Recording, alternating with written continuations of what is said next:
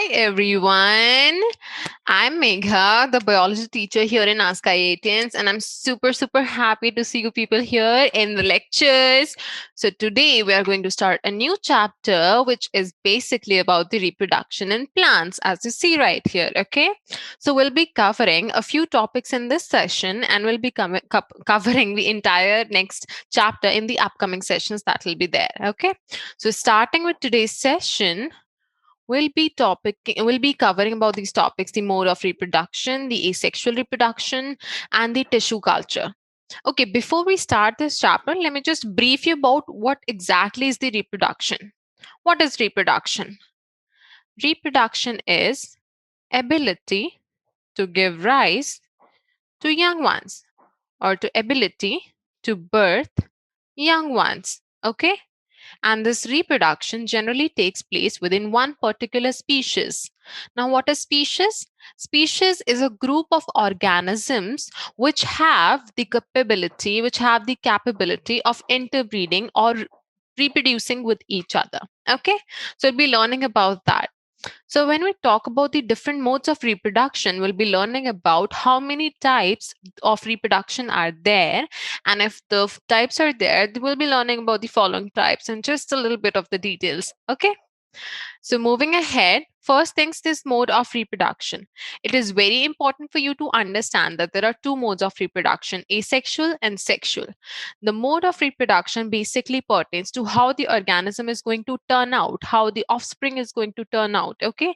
So, moving with the asexual reproduction, first of all, it is the kind of reproduction where only one single parent is involved and the offspring is going to be exactly the same as that of the parent of the or the offspring is going to be the identical copy of the parent. Okay, and it usually arises from the vegetative parts. Now see, whenever we are talking about the organisms, especially the plants, we are talking about two type of parts in the plants. Okay, we are talking about the vegetative and we are talking about the reproductive.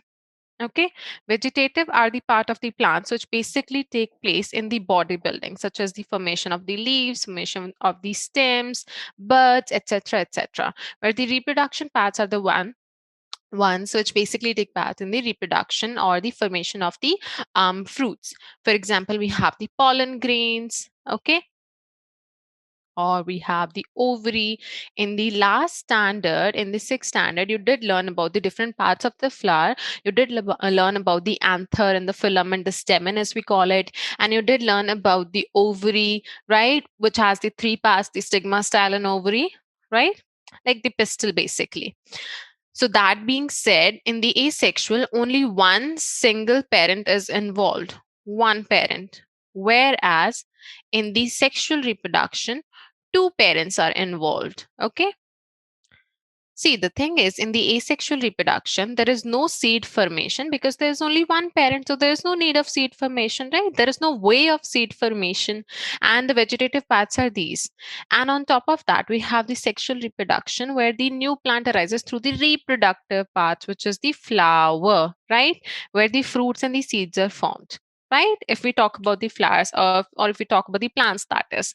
See, important part is whenever we are talking about the asexual reproduction will have one parent and the offspring is going to be exactly identical copy of the parent. Okay, and if we talk about the sexual reproduction, two parents will be there and the offspring or the baby is going to be similar to both parents but not the identical copy at all. Okay, I'll give you an example. I'm saying, and the same thing goes for the plants as well. Okay, for example, let's say if you have a rose in your garden and you want that particular rose that you have should be present in all the corners of your garden. So what will you do? You'll cut the stem of that particular plant, you'll plant it into a new pot, and then you place the pots into the corner of the gardens and wait for them to grow, and the stems will grow up into the exact same copy of that particular plant and the exact same rose will be obtained by you. But if you're talking about the sexual reproduction, let's say you and your mom, your dad, okay, you're made up of your mom and dad's DNA. Okay, DNA is the genetic material which is present in every single organism and it kind of defines how our organs or how our body will be made. Okay, so if you're talking about the sexual reproduction, the two parents will have to be involved with each other in order to produce a baby, and the baby will be having the characteristics or the features from both the parents. Okay, and that is why the baby will be similar to both parents but not the identical copy of any of the parent. Okay, now that being said, we'll be moving forward to the asexual reproduction. See, asexual reproduction could be of multiple types. Asexual reproduction basically pertains to the making use of the vegetative parts that are there, and those vegetative parts, they kind of give the exact same copy of the individual. Now I have been repeating this over and over so that you get it in your head and you get to have it completely memorized. Okay, now, see, moving to the asexual reproduction types, it is of multiple types. Okay, asexual reproduction is of multiple types. We have the fragmentation, budding, regeneration, sporulation, fission, etc., etc. All right, but if we talk about the asexual reproduction in the plants, we basically have the grafting, and we have the stem cutting.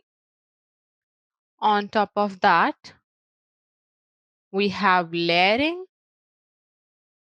Okay, that is all related to the plants. Okay, now see, in the vegetative propagation, we could be doing the cutting as well. Starting from the vegetative propagations, what do we call it?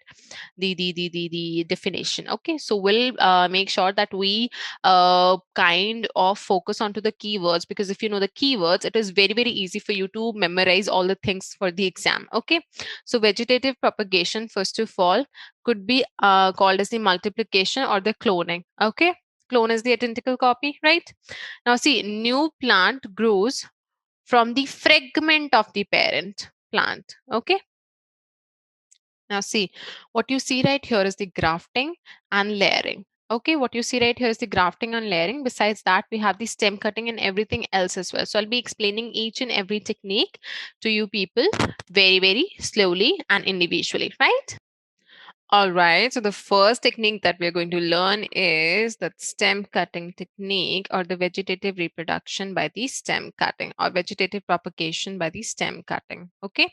So the first image that you see right here, what you see right here is that we have taken a plant and we have taken a stem, but we are making a diagonal cut in the stem, a diagonal cut like this. Okay. This diagonal cut is like really, really important in order for the plant to grow properly. Why? Because this diagonal cut will save the meristematic tissues which are present in the plant. Okay, meristematic tissues are the ones which help in the growth of the plant. These are the ones which basically help in the constant growth of the plant. You'll be learning about more of them in the ninth standard, right? Now what do we do after that is we kind of put the cut stem into the pot, and then we obtain the new plant. Okay, now we can do one more little teensy bit thing in order to let the plant grow even more quickly. We can use a potato. Okay, so we can put the cut stem into the potato, so that potato will be a huge source of carbohydrate for that particular growing stem, and then we can plant it into the pot. Okay, into the fertile soil, and that will accelerate the growth of the plant. Okay, or the stem that we have just cut. Now, this kind of technique is used in the grasses. It could be used in the strawberries, and there are multiple type of variations. Okay, there's a tuber where the potato is grown. There's a bulb where the garlic etc. is gone. There's the rhizome where the ginger and turmeric are grown. Okay, see, there are multiple variations. So what you need to learn is the key point for this particular chapter is, if you learn more and more examples, you're going to score even more. So that is like really important. Apart from that, next thing that we're going to learn about is the root cutting, or the vegetative propagation by the root. Okay, now what you see here in the root cutting is that we basically take the root. Okay, there are multiple plants such as the sweet potato and the helia plant. Okay, so what do? We cut the roots into little pieces. We cut the sweet potato into little pieces, and we sow it into the well prepared soil. Okay, the soil needs to be very fertile, it needs to be very porous, it needs to be very airy. Okay, Now, what happens after that is there is first of all the old stem, okay, and then the new shoot arises, and then we have the buds, okay, and this is the swollen tube, which basically is the sweet potato in this particular case. Sweet potato. Also, who likes sweet potato? Do you know that sweet potato is extremely good for your health, and you get, three times of vitamins, three multiple times of vitamins of your daily doses if you eat sweet potato. If you eat like one or two sweet potatoes daily, so eat it. It's like a really, really good source of multiple vitamins. Okay, and then we have the vegetative propagation by the leaves. That is the third part. Okay, now what you see right here is the bryophyllum leaf. There are bryophyllum, there is begonia plant. Okay, now both the plants, they produce the type of leaves which have the buds on the notches. Okay, notches as in the buds are present on the margins of these leaves, as you see right here. Okay, there are multiple buds which are present on the leaf. So this is the parent leaf, and this is the adventitious roots which have grown out of the bud. Okay, so wherever these leaves fall, they have given rise to the new plants. Okay, so these buds, after the leaf falls onto the ground, these buds, after they touch the ground, they come in contact with the soil, and they grow into the new plant by developing the adventitious roots that are there. Okay, and thus the new plant with the proper root and shoot is formed. There are multiple types, okay, of these things. Again, learn more and more examples. Okay, we have the bryophyllum here, bryophyllum, and we have the begonia plant. Okay, and here we have the sweet potato, and we have the dahlia. Okay, and here we have the potato, ginger, etc., etc. Okay, garlic is there.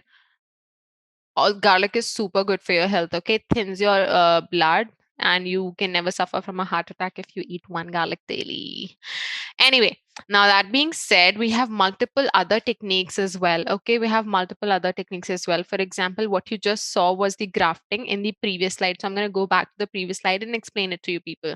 So what you see right here is the grafting. What exactly is the grafting? Grafting is the kind of technique which is undertaken by the farmers or the people who grow the fruit crops in order to develop the new type of varieties. Okay, so grafting is done between the closely related plants. Okay, it is very important that the plants are closely related to each other. Okay, so what is done in this in particular this technique is we obtain the stem of some other plant and the root of some other plant. Okay, both should be closely related. For example, there are two type of mangoes, and we want to develop a third type of mango. So mango A will obtain the stem, mango B will obtain the root, and then we'll join them together. How do we join them together, and how exactly this happens? See, how do we choose? First of all, we're going to take the stem, and this stem is called as the sicon. Okay, this stem is called as the sicon. On top of that, we have the this root. Right. So we have the root, and this particular root is called as the stalk. So important part which you need to learn here is we choose the stem of the plant which will have pretty nice fruits, pretty good fruits, and we'll choose the root of the plant which will have the better ability to fight the diseases and survive for a longer period of time. So immunity equals to the root, and fruits equal to the shoot or the stem. That is how we choose. Now what we'll do, we'll cut the stem and the root diagonally again. Why? Because the meristematic tissues are present. Okay, and these cuts need to be very, very sharp. Okay, these should be very sharp in order to avoid the breakage of any tissue, right? So what will happen, because the meristematic tissues are present, we will join both of them with the help of a bandage. Okay, we'll join both of them with the help of a bandage, and both will be joined together. This might look like a spring, but I assure you this is a bandage. Okay, so yeah, so we have the stalk, and we have the zircon. Now what will happen, how both of these will join together, we will have the meristematic tissues doing that work for ourselves. Since these are the growing tissues, they'll grow into each other, and they help in the proper development of the third variety that will be there. And the next thing that we'll be learning about is the layering. Now see, we did learn about the layering. Like we did see at least the image of it, and I'll explain what layering is.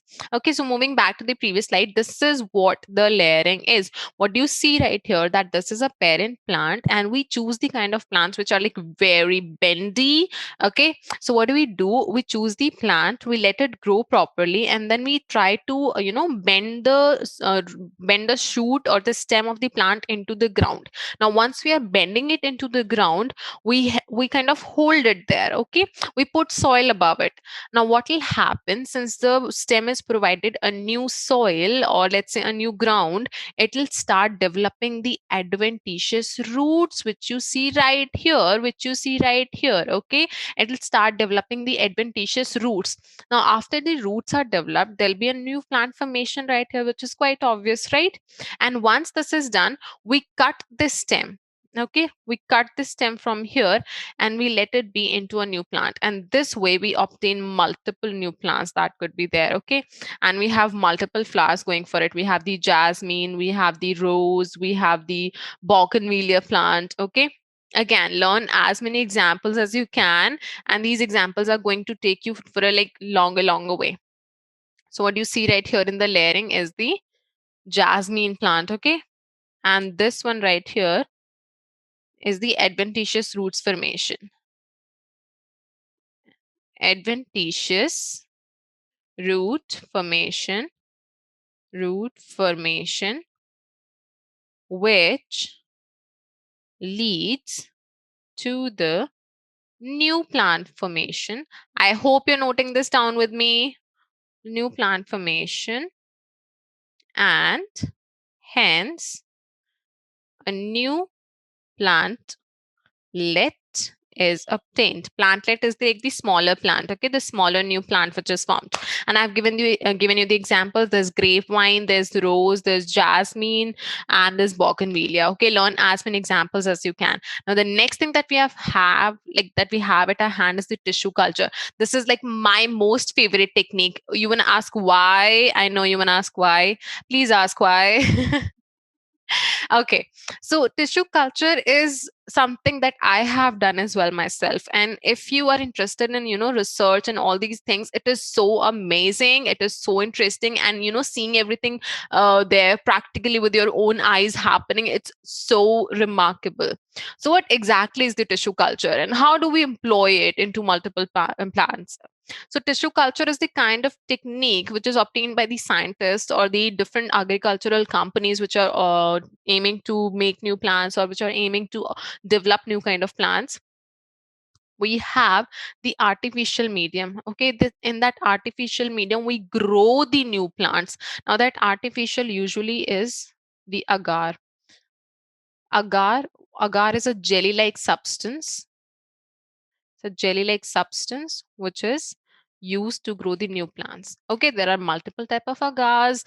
All different type of agars are assigned to the different type of plants that are there. Okay, now see, moving to this, if you're talking about the tissue culture technique, we separate a little thing from the parents, any type of tissue from the parents. Okay, mostly we take the tissues, meristematic tissues, which are constantly growing, because they'll have all the characteristics and feature of the plant, and they'll be free of the diseases. Okay, so we take those tissues from the plants and we grow them into a separate medium, most preferably the agar. Okay, and this is also called as the micro propagation. So never get confused about the different kind of terminologies which are used. Okay, this is also called as the micropropagation. Now what will happen, this particular type of tissue could be this particular type of tissue could be grown in different kind of mediums. The medium could be solid, it could be liquid, it could be semi solid. There are multiple ways. Okay, so we'll do one thing, we'll watch a video for it, okay, first of all, and then I'll brief you about it. Okay, so moving forward to the video right here. Now I'm starting with the video. I'll be explaining everything in between to not get confused. Okay, try and understand, try and be at the pace. Okay, so let's start the video right away. In plant breeding, the technique of tissue culture has emerged as a very efficient tool to propagate better improved crops. Tissue culture is much approachable technique than other traditional plant breeding techniques. By using this method, cells, tissues, etc. are maintained and grown in vitro under aseptic conditions. Okay, you need to understand what is a tissue first of all. I mean, you already know, but I'm just going to tell you in the case. Okay, see, tissues are the type of cells, type of similar cells which are grouped together to perform a particular specific function. Okay, and cell, you already know, is the fundamental unit of life. Every living thing is made up of the cell. Now see, in vitro means in the laboratory they are grown. Okay, and aseptic conditions means that they are free from any kind of microorganism and they are free from any kind of disease causing organisms. Okay, and what you see right here in this laboratory is that this person is wearing a mask and this person is working in a very isolated environment in order to avoid or prevent any kind of disease causing organisms to contaminate these samples or contaminate these plantlets. Okay, now, and the medium that I was talking about, agar agar, we just talked about. Okay, so let's just move forward. In artificial medium, providing necessary nutrients for growth. In 1839, Schleiden and Schwann proposed that cell is the basic unit of life and is capable of autonomy. Each cell, if given an environment, is capable to regenerate into a whole plant. Based on this theory, a German physiologist, Gottlieb Heberland, in 1902 developed the concept of in vitro cell culture, also called tissue culture.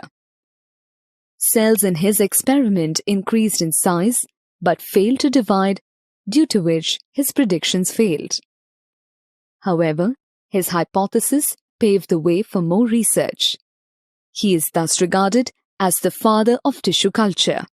Taking cue from his experiments, Hanning in 1907 took nearly mature embryos of crucifers and successfully grew them to maturity. In 1908, Simon regenerated callus, buds, and roots from. Okay, what is a callus? Callus is a group of undifferentiated tissue. Now, when I say undifferentiated tissue, that means these tissues are not assigned any particular function to perform, but they're just rather present there and they're constantly growing. You all know what buds are and we all know what roots are. Now, moving forward. Poplar stem segments and established the basis for callus culture. A breakthrough came from White in 1934, who experimented on tomato roots. He reported not only could culture tomato root tips grow, but they could be repeatedly subcultured to fresh medium of inorganic salts supplemented with yeast extract. So the medium of the inorganic salts is the agar that we talked about, and yeast is basically serving as the nutrient, let's say, nutrient reservoir for the different plants. Okay. Now, why all these scientists are being told to you? Because it's very interesting to know everything in the form of a story, and it helps you understand and memorize all the things. So let's just dive into it.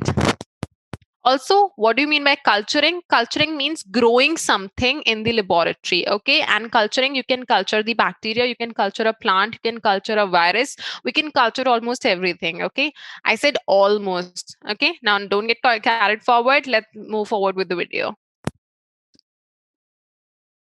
During 1950s, scientists found that any part of a plant grown in nutrient media under sterile conditions can give rise to a whole new plant.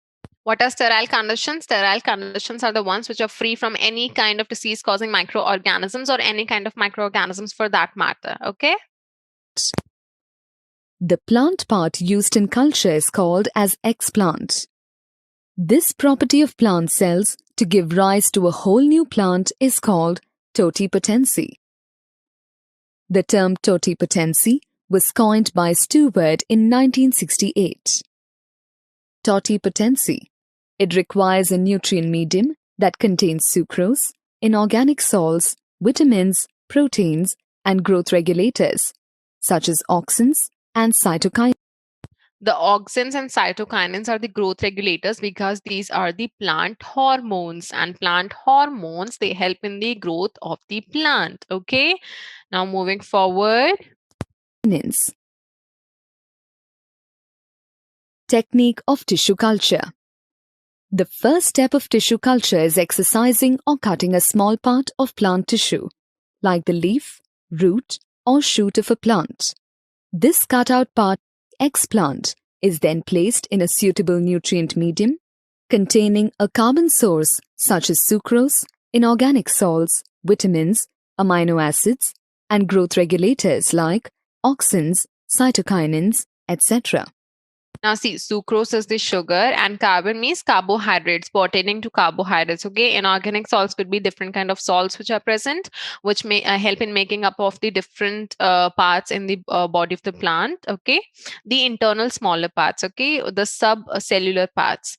Then we have the vitamins. We all know what vitamins are. Amino acids basically are the smaller component which come together to make one single protein. Okay, so a chain of amino acid is called as the protein. Next thing is the growth regulator, auxin and cytokinins. What are these?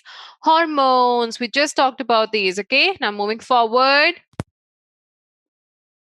The explants are allowed to multiply and form a group of tissues called callus. Callus is irregular, unorganized, and undifferentiated mass of actively dividing cells.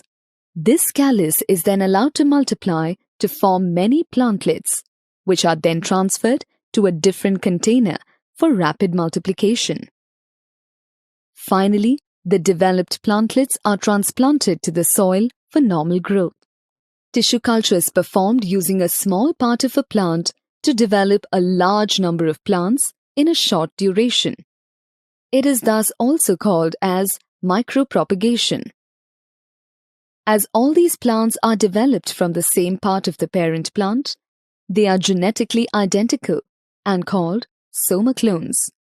What do you mean by genetically identical? That means they all of them will have the same DNA. Okay, DNA is something which is present in the nucleus of the cell, and it basically helps in making everything of our body. Okay, and all of them have the same DNA, so they'll be exactly same. Okay, and these are called as the soma clones. Why? Because they are made up of the somatic cells. What are somatic cells? The vegetative cells. Okay, biology is nothing but one thing having multiple different type of names. You just gotta remember the names, and there you go with these concepts. Moving forward. Micropropagation is extensively used in horticulture and floriculture and is employed in the large-scale production of tomato, banana, apple, etc. Horticulture is when the plants are kind of grown for the sake of research purposes, and when the plants are grown into the large greenhouses. Okay, for and floriculture is the capturing of the flowers. Okay, moving forward. This technique can also be used to propagate high-yielding disease-resistant varieties in a short span. Even in conditions when a plant is diseased, tissue culture is used for recovering healthy plants from diseased plants by taking the explant of the apical or axillary meristem. Remember when I told you about the meristematic tissues? Now these could also be of multiple different types, which we'll be learning in the upcoming higher classes. Okay? This is done because the meristem is always free from pathogens due to lack of vascular supply. Pathogens are the disease-causing organisms, and vascular supply means that it does not have much of the plant tissue supplying the food to it, or not food per se. There's not much connection of the meristematic tissues with all kind of plants plant parts. Okay, in order to avoid the suspension of the growth. Okay, so the meristematic tissue, it just keeps on growing and growing and growing and growing. So it just kind of leaves the tissues which are formed, which are later on differentiated, but it just keeps on growing. Moving forward. The process of using the meristem for propagation is known as meristem culture. Culturing of meristems has been successfully carried out in plants such as banana, sugarcane, and potato. There are many advantages of tissue culture, which are as follows. A large number of plants can be grown in a short period of time. Healthy plants can be grown from diseased plants. Plants without seeds can be multiplied. It is useful where sexual reproduction is not possible. Tissue culture. Now that is all for this particular video, and we're going to move forward to the topics. Now moving back to this particular slide that we had, the PowerPoint presentation, I did tell you about the tissue culture. We just went through everything through the video.